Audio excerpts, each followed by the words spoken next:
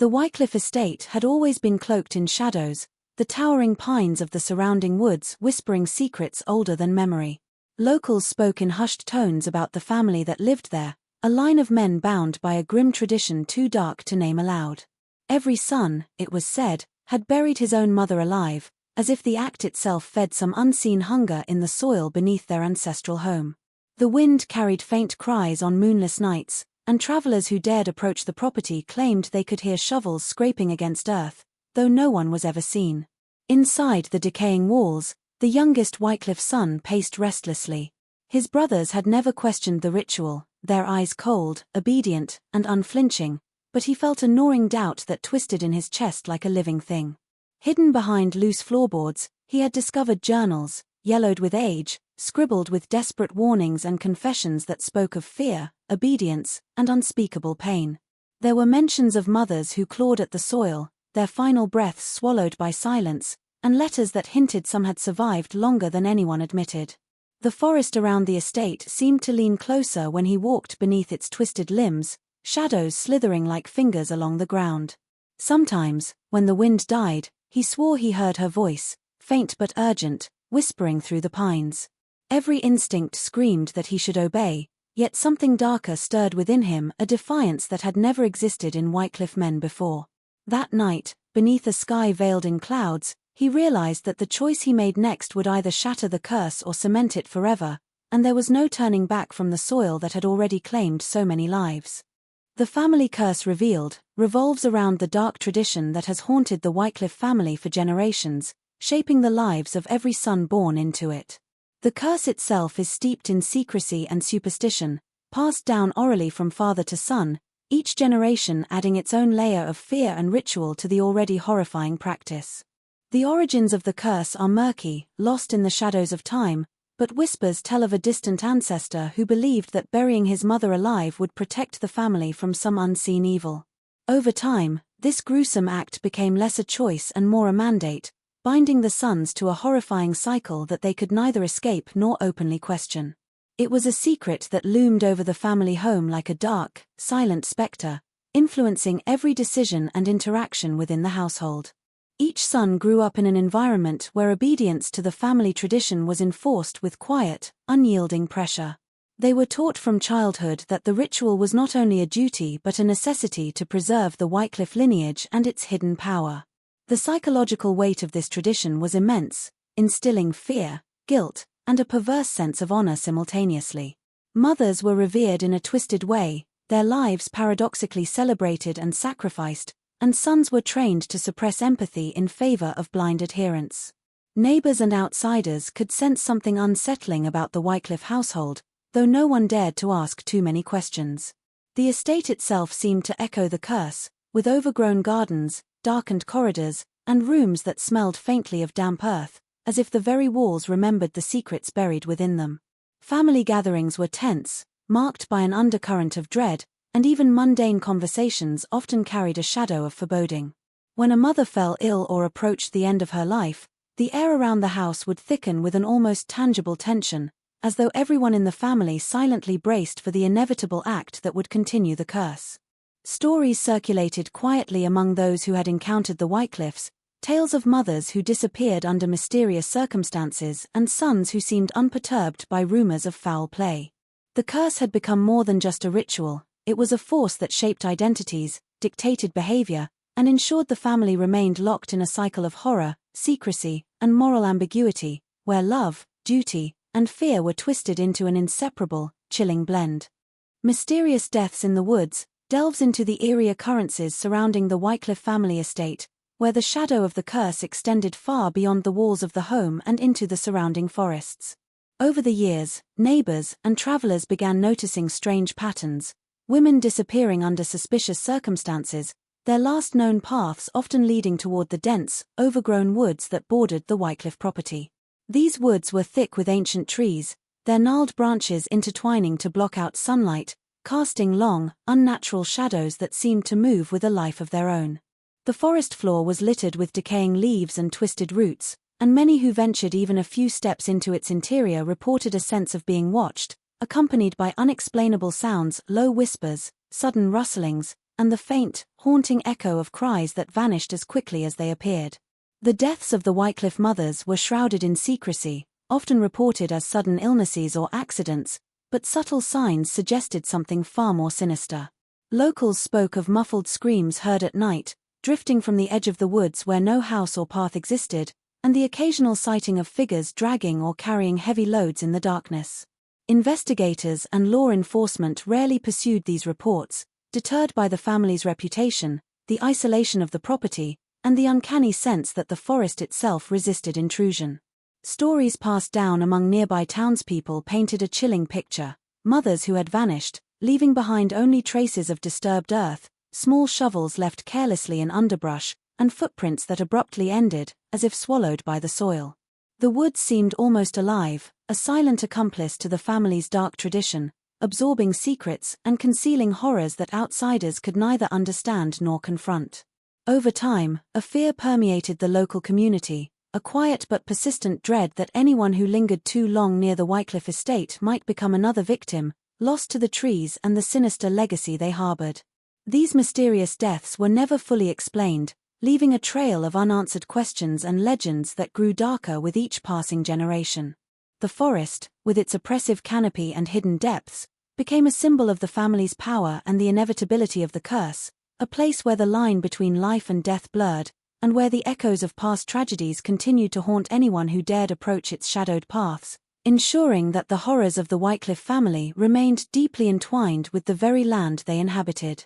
Mysterious Deaths in the Woods centers on the unsettling and unexplained events surrounding the Wycliff family estate, where the shadow of the family's dark tradition extended far beyond the household and into the dense forest that bordered their land. Over decades, whispers spread among the nearby villagers and travelers about women who vanished without a trace, often last seen walking near the edge of the woods. The forest itself was thick and foreboding, filled with gnarled trees whose twisted limbs blocked sunlight, creating an almost permanent gloom that seemed to breathe with a presence of its own. Locals spoke of eerie phenomena: sudden rustlings in the underbrush when no wind blew, low, indistinct whispers that rose and fell like distant cries, and fleeting glimpses of shadowy figures moving between the trees. These occurrences were enough to stir unease, but the disappearances themselves were far more disturbing. Mothers in the Wycliff family were said to have been claimed by some unseen force, vanishing as if the forest had swallowed them whole. Reports often described disturbed patches of earth, shallow mounds that bore no official record, and, in some cases, faint traces of handprints or footprints that abruptly ended, leaving only the suggestion of struggle. Neighbors rarely dared investigate too closely, partly out of fear and partly because the Wycliff's reputation had long discouraged outsiders from questioning the family's affairs. Even law enforcement seemed hesitant, attributing disappearances to accidents or misadventure while the forest itself resisted scrutiny, its paths confusing, its depths unnervingly silent at times, and then filled with unsettling sounds at others. Rumors grew darker as years passed, telling of mothers who were heard screaming at night, their voices carried faintly on the wind, and men dragging heavy loads across the undergrowth under cover of darkness. These unexplained deaths in the woods became woven into the collective consciousness of the community, a chilling reminder that the Wycliff family was bound to forces and traditions beyond ordinary understanding. The forest, oppressive and labyrinthine, seemed almost alive, acting as both protector and accomplice to the family's sinister practices. Every disappearance, every trace of disturbance, reinforced the notion that the woods held secrets too terrible to confront, where life and death blurred, and where the legacy of the Wycliff curse remained hidden in the shadows, continuing to haunt anyone who ventured too close, ensuring the family's dark history remained entwined with the land itself, untouchable and endlessly mysterious. The Silent Obedience of Sons explores how the Wycliff family instilled a terrifying combination of fear, duty, and unquestioned loyalty in each generation of sons, ensuring the continuation of the family's grim tradition. From the moment a boy was born, the atmosphere of the household was one of oppressive expectation, a subtle but unrelenting pressure that molded his thoughts, actions, and even emotions.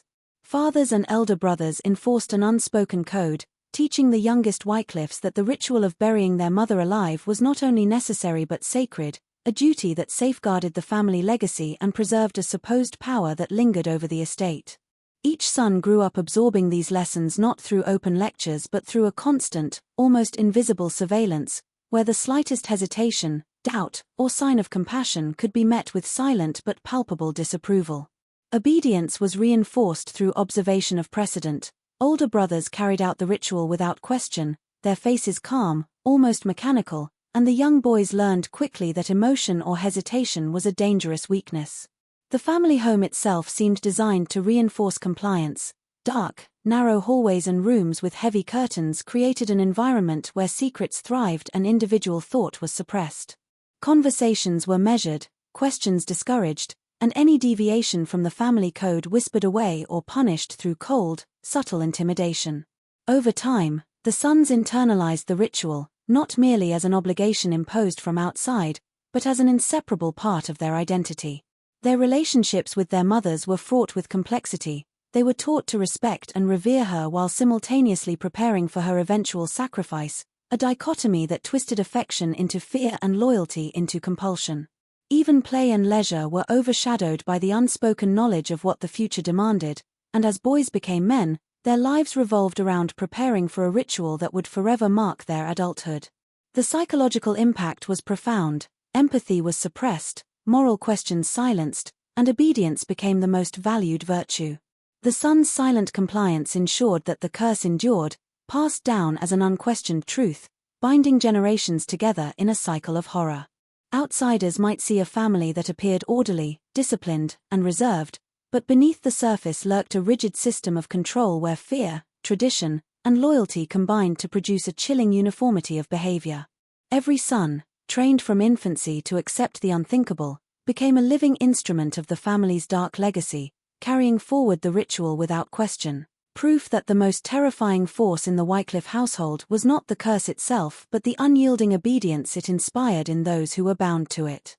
The youngest son questions the tradition, delves into the rare and dangerous emergence of doubt within the Wycliff lineage, where obedience had always been absolute and unquestioned. Unlike his older brothers, who moved through life as if on autopilot, the youngest son could not suppress the gnawing unease that grew within him from the earliest memories of the household.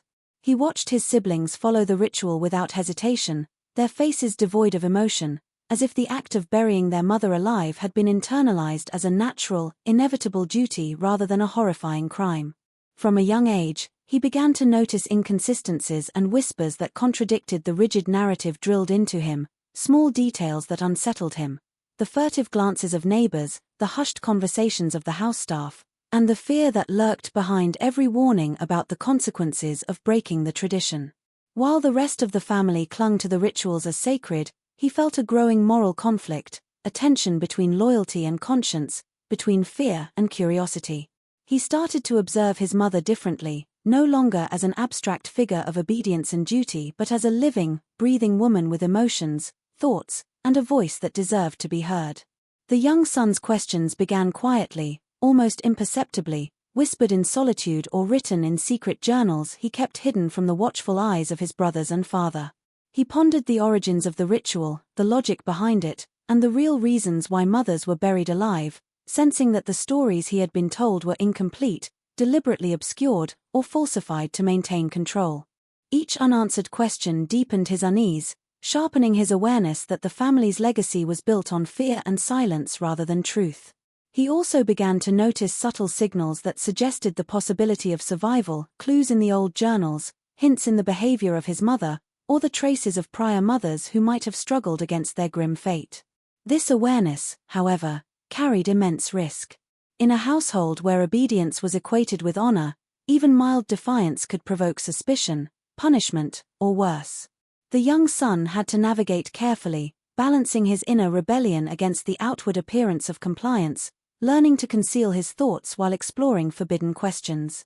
Yet, the more he observed, the more impossible it became to ignore the moral corruption at the heart of the Wycliff curse. His doubt was not mere adolescent rebellion but a spark of courage, an awakening that challenged centuries of unquestioned compliance, signaling the potential for change and setting him on a perilous path toward confronting the horrifying truths that his family had long buried in silence.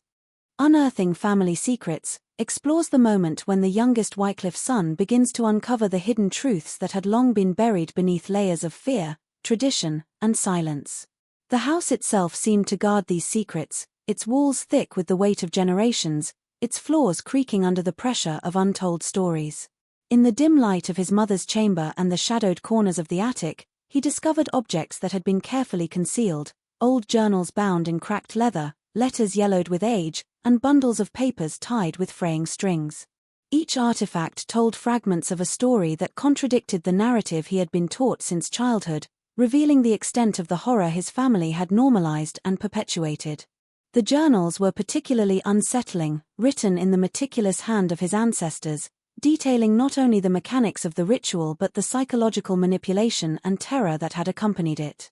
One entry described the panic and desperation of a mother trapped in the earth, her final breath stolen in silence, while another chronicled the meticulous instructions for carrying out the act, framed as a duty to the family rather than a crime. Hidden letters, exchanged between siblings and distant relatives, hinted at failed attempts to resist the curse, desperate pleas for mercy, and veiled threats that ensured obedience remained absolute. As he pored over these documents, the young son realized that the ritual was not only a tool of control but a weapon that had been sharpened over centuries, leaving a trail of trauma, guilt, and complicity.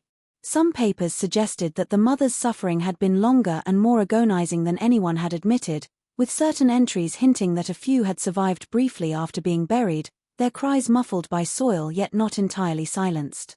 These discoveries shattered the simplistic narratives of honor and duty he had been taught, replacing them with a horrifying clarity about the magnitude of his family's cruelty.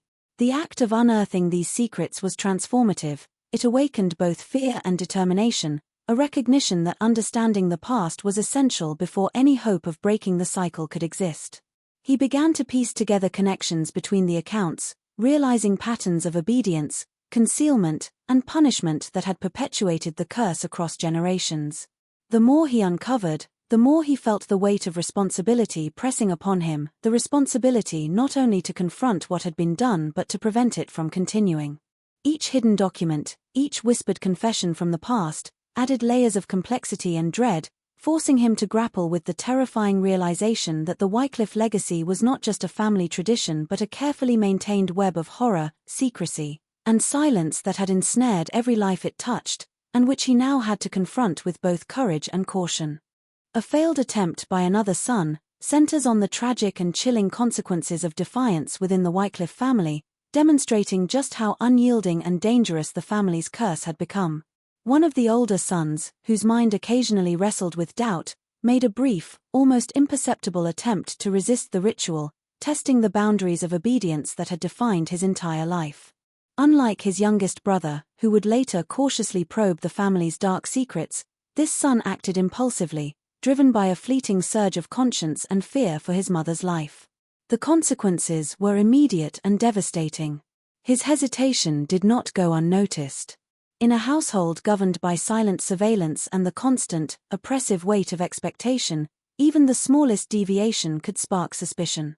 His brothers and father, accustomed to unwavering compliance, sensed the flicker of rebellion like a shadow in the corner of a room.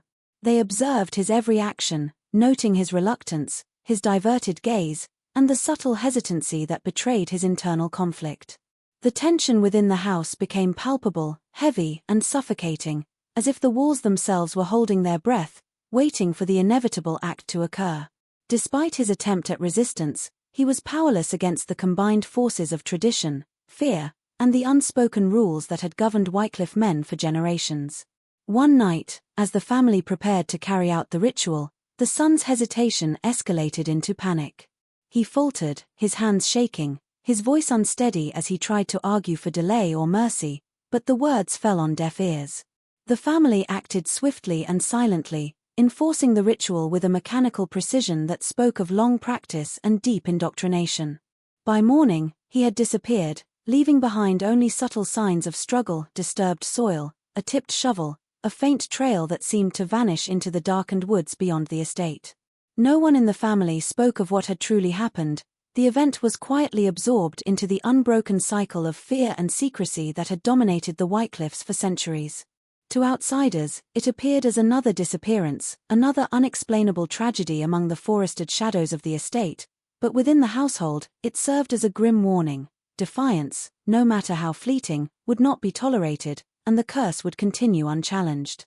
The failed attempt became a cautionary tale, whispered silently among the remaining sons, a living testament to the danger of questioning the family tradition, reinforcing the invisible chains of obedience that held them captive, and ensuring that the legacy of horror persisted unbroken, shaping the youngest son's understanding of both the peril and the moral complexity of the family he had been born into. Strange Occurrences in the Woods examines the increasingly unnerving and inexplicable events that surrounded the Wycliff estate, reinforcing the sense that the forest itself was alive, complicit, and almost sentient in its protection of the family's dark secrets. The woods, dense and shadowed, stretched endlessly around the property, the thick canopy of gnarled branches casting permanent twilight over the forest floor. The youngest Wycliff son, who had begun to question the family's cruel traditions, could feel the oppressive presence of the trees pressing in, as though the forest were watching his every step, sensing his doubts and unease. On quiet nights, he would hear sounds that defied explanation, rustling leaves where no wind blew, distant footsteps that stopped when he froze, and faint whispers that seemed to echo from deep within the undergrowth. Sometimes, the cries of his mother, or perhaps the spirits of past victims, seemed to drift across the canopy, carried on a wind that carried both sorrow and warning. The son began to notice other oddities, footprints appearing where none should exist, earth that seemed freshly disturbed without explanation, and fleeting shadows that moved independently of any human form. Even in daylight, the woods exuded a strange energy. Light filtered unevenly through the branches, creating shifting patterns on the ground that appeared almost intentional, as if guiding him toward or away from certain places. Animals avoided certain areas entirely, and birds fell silent in zones where the earth had been disturbed, contributing to the sense that the forest itself had a consciousness, attuned to the family's rituals and the presence of anyone daring to challenge them. The son realized that the woods were both a prison and a guardian, concealing the horrors of the past while warning intruders of the danger they courted. On several occasions, he found small, inexplicable mounds of earth or depressions that suggested someone or something had been buried there, and sometimes glimpses of figures or shapes in the distance seemed to vanish before he could fully comprehend them. The psychological effect of these occurrences was profound. The forest's eerie behavior heightened his sense of fear, isolation, and the impossibility of escape, while simultaneously fueling his determination to understand the truth. Every creak of a branch, every sudden gust of wind, and every shadow that moved against expectation reinforced the notion that the Wycliff curse was not confined to the house alone but had permeated the land itself. The woods acted as both accomplice and enforcer, a silent witness to centuries of horror, where natural laws seemed suspended and the boundaries between life and death, reality and nightmare, blurred. In confronting these strange occurrences, the youngest son began to recognize that the curse he sought to challenge extended far beyond family obedience. It was intertwined with the very land, a living, breathing testament to the Wycliff family's dark legacy, and any misstep in the forest could carry consequences as immediate and irreversible as the ritual itself. The mother's silent plea focuses on the chilling realization by the youngest Wycliff son that his mother may have been alive when previously buried, and that subtle signs of her struggle or attempts to communicate had been hidden or ignored for generations. As he delved deeper into the family's grim history, he began noticing clues that had been obscured by fear and habit: faint marks on the soil, small disturbances in the undergrowth near previous burial sites, and cryptic notations in journals suggesting that some mothers had survived longer than anyone admitted. These discoveries forced him to reconsider everything he thought he knew about the ritual, transforming it from a distant, abstract horror into a visceral, personal reality. The more he examined old letters and family records, the more he detected a pattern: small signals of resistance from the mothers, subtle actions that could have been cries for help, yet were either dismissed as accidents or actively concealed to preserve the family's twisted sense of honor. The son could almost hear the muffled pleas that had been buried with the women, faint whispers that seemed to reach him through the shadows of the house and the dense canopy of the surrounding woods. The thought that his own mother might have endured such suffering filled him with a mixture of dread, guilt, and determination. He began to observe her in ways he had never dared before, noticing fleeting expressions, trembling hands, and subtle movements that might hint at fear, discomfort, or an unspoken desire to escape her fate. Each observation intensified the moral conflict within him, the tug-of-war between familial obedience and the instinctive drive to protect someone he truly loved. The realization of her silent plea transformed the way he approached the estate and the surrounding forest, casting the woods not just as a site of ritual but as a place where desperate struggles had taken place, hidden from view but still palpable in the atmosphere. Shadows and sounds that had once seemed coincidental or imagined now felt like messages, encoded warnings from the past. The son's awareness of her unvoiced suffering began to shape his decisions, making him hyper-conscious of the ways in which tradition, fear, and compliance had masked real human pain for generations. He understood that honoring the truth of his mother's experience would require courage and defiance, confronting the very practices that had shaped his family's identity. The silent plea became both a warning and a guide, compelling him to question not only the morality of the ritual but the entire foundation of the Wycliff family legacy, revealing the horrifying extent to which fear and secrecy had suppressed compassion, and illuminating the path he would eventually have to take to confront a cycle of cruelty that had persisted far too long. The climactic decision marks the turning point in the youngest Wycliff son's journey, where doubt, fear, and moral courage collide, forcing him to confront the family curse directly. For years, he had observed the dark rituals, uncovered hidden journals, and witnessed the chilling signs that suggested his mother and perhaps others before her had suffered while buried alive. Every revelation weighed heavily on him, creating a tension that became impossible to ignore. The oppressive atmosphere of the estate, combined with the restless, almost sentient presence of the surrounding woods, had shaped his thoughts and emotions into a constant awareness of both danger and responsibility. He knew that choosing to act against the tradition was fraught with risk. His brothers were conditioned to enforce the ritual without hesitation, and the family's history was filled with the quiet disappearance of those who dared resist. Yet, despite the immense personal danger, the moral imperative to intervene overpowered the fear that had restrained him for so long. The son's mind raced with every possible scenario as he prepared for the act, contemplating the physical and psychological barriers he would face. He considered the soil itself, hardened by years of repeated burials, and the darkness of the forest that had claimed so many secrets. He calculated the timing, the tools required, and the risk of being discovered, all while the memory of muffled cries, hidden marks, and subtle signs of his mother's suffering haunted him. The decision was not instantaneous, it was a slow, agonizing process, a wrestling match between instinct, morality, and ingrained obedience. In that moment, he fully grasped the weight of generations pressing down on him, yet he also felt the fragile flicker of hope, the possibility that one act of courage could break the cycle of horror that had dominated the Wycliff lineage for centuries. As he moved toward the burial site, every sound and shadow in the surrounding woods seemed amplified, as if nature itself had become an accomplice in the suspense, warning or aiding him depending on unseen whims. The physical act of digging was brutal and exhausting, yet each shovelful of earth removed brought clarity, a tangible progress toward confronting the family's hidden atrocities. Emotionally, he experienced waves of fear, guilt, and anticipation, knowing that what lay beneath the soil was not just the remains of his mother but also the embodiment of centuries of cruelty, obedience, and silence. This climactic decision demanded every ounce of courage and ingenuity he possessed, forcing him to reconcile his filial duty with his moral conscience, to confront the terrifying possibility that intervening might trigger consequences beyond his comprehension, and to accept that in defying the ritual, he alone would bear the burden and responsibility of rewriting the Wycliff family's dark legacy. The shocking revelation unfolds the moment that reshapes everything the youngest Wycliff son believed about his family, their curse, and the horrifying ritual he dared to break. As he reached the final layers of earth, his breath ragged and his hands trembling, he was prepared to face either the unbearable truth or a faint glimmer of hope. But what he uncovered went far beyond anything he had imagined. Instead of the lifeless stillness he feared, he felt a movement, small, weak, desperate, confirming that his mother had still been alive beneath the soil. That single moment electrified him with equal parts relief and terror, revealing the depth of the cruelty his ancestors had inflicted under the guise of tradition.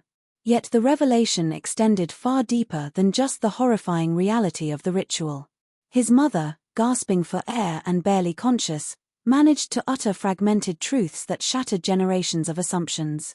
She revealed that the Wycliff men had never been victims of a supernatural curse. Instead, they had been manipulated by fear, controlled by old patriarchs who used folklore as a tool to ensure dominance, obedience, and silence. The stories of spirits demanding sacrifice, the whispers of curses that would consume the family, and the fabricated historical accounts were all carefully constructed myths meant to terrify each new generation of sons into following the ritual without question. The true curse was psychological, a legacy of manipulation passed from father to son, pruning compassion, moral judgment, and independent thought. This revelation struck him like a blow, making him realize that his brothers, too, were prisoners of a lie they never had the courage to examine. His mother also disclosed that several women before her had attempted to resist, only to be silenced by the very men who claimed to be protecting the family from supernatural doom. The forest, which had always been described as a place of spirits and dark omens, was merely a convenient backdrop for the ritual's secrecy. Each burial had been hidden behind the excuse of appeasing ancient forces when in reality it served to maintain absolute control. This truth reshaped his understanding of everything he had feared. The dark shapes he thought he had seen in the woods were not spirits, but his brothers patrolling. The strange sounds at night were not supernatural warnings, but movements meant to ensure no woman escaped. The revelation lit a fire inside him, replacing years of dread with a fierce determination to expose the cycle of abuse and end it permanently. He realized that saving his mother was only the beginning. He now held the power and the responsibility to confront a history built on lies and to dismantle the tyranny masquerading as tradition.